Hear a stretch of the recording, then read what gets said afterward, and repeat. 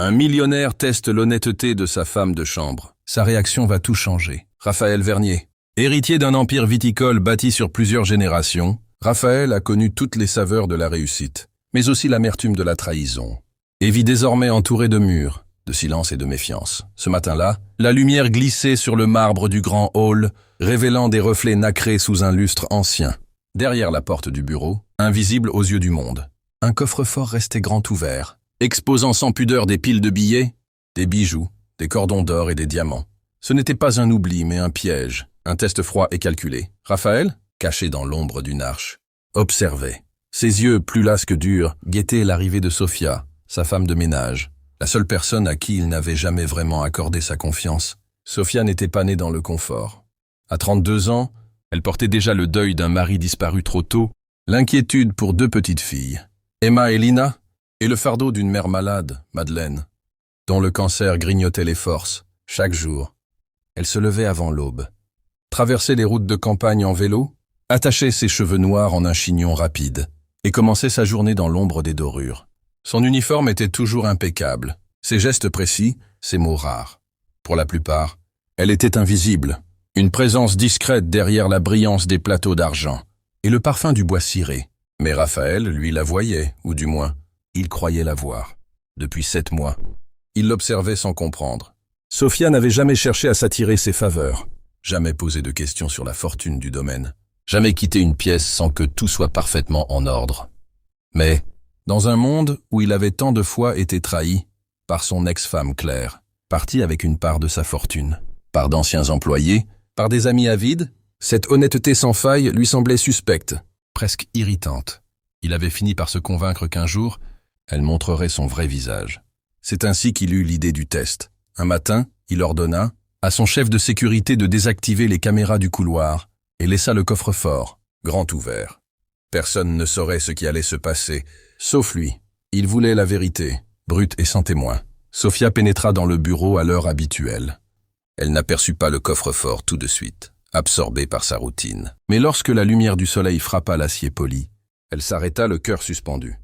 Elle posa son plumeau sur le bureau, hésita, puis s'approcha lentement du coffre. Raphaël, de son poste d'observation, sentit son propre souffle s'accélérer. La tentation était là, palpable, presque cruelle. Les doigts de Sophia planèrent au-dessus des liasses de billets, mais ne touchèrent rien.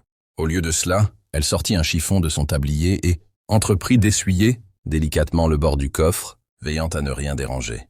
Pas un billet, pas un bijou ne bougea. Elle ne compta pas l'argent, ne fouilla pas du regard, ne montra aucun signe de convoitise. Son travail, rien que son travail. Puis, dans un geste inattendu, elle fouilla dans sa poche et en sortit une petite photo, presque effacée par le temps. Elle la posa doucement à côté de l'argent, jeta un regard vers le couloir, puis murmura quelques mots, si bas que même Raphaël ne put les entendre. Sur la photo, 2 petites filles, Emma et Lina, souriaient devant un lit d'hôpital où Madeleine, leur grand-mère, tentait un sourire fragile malgré la maladie. Sophia effleura la photo du doigt, l'embrassa, puis la glissa à nouveau dans sa poche. Enfin, elle referma la porte du coffre et reprit son travail, comme si rien ne s'était passé. Raphaël resta longtemps immobile, bouleversé. Il ne savait pas vraiment ce qu'il attendait.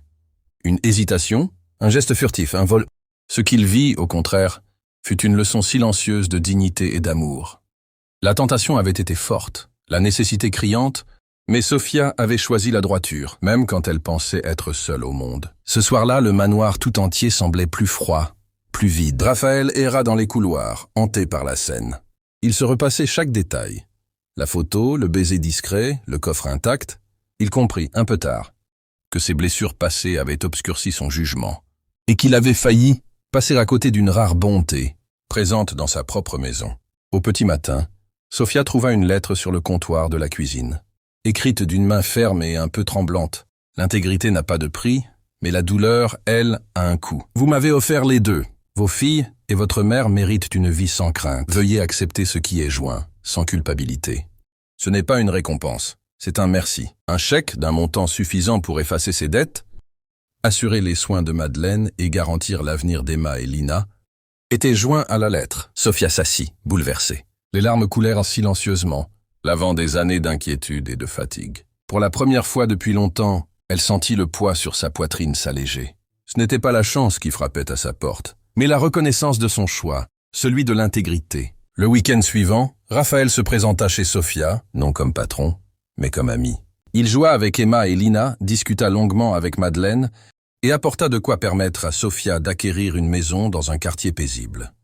Il lui proposa un poste de responsable des opérations domestiques au domaine, avec un horaire flexible et tous les avantages nécessaires pour qu'elle puisse veiller sur sa famille. Mais plus précieux encore, il lui offrit ce qu'il n'avait donné à personne depuis des années, sa confiance. Les jours qui suivirent virent naître entre Sofia et Raphaël une complicité nouvelle, faite de respect et de gratitude. Les filles, Emma et Lina, retrouvèrent le sourire, jouant dans les jardins du manoir insouciantes, tandis que Madeleine reprenait espoir. Le personnel du domaine, d'abord surpris, comprit vite que quelque chose de rare venait de se produire. Un simple acte d'honnêteté avait changé le destin de plusieurs vies. Raphaël, de son côté, se surprit à regarder le monde autrement. Il réapprit à croire en la bonté, à faire confiance, à ouvrir son cœur. Il comprit que la vraie richesse ne se mesurait pas en lingots d'or ou en hectares de vignes, mais dans la force tranquille de ceux qui choisissent le bien, même quand personne ne regarde. Parfois, les tests les plus importants de la vie sont silencieux, sans témoins, sans applaudissements. Parfois, ce sont les choix invisibles qui révèlent la grandeur des âmes. Et parfois, derrière une porte close, une main qui résiste à la tentation peut tout changer. Si cette histoire vous a touché, abonnez-vous à notre chaîne, Kindness Corner, et partagez cette vidéo autour de vous.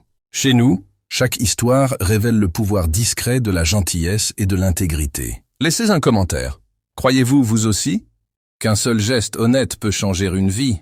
Et vous, que feriez-vous si personne ne vous regardait? Rejoignez-nous pour continuer à faire briller l'humanité là où le monde ne regarde pas toujours.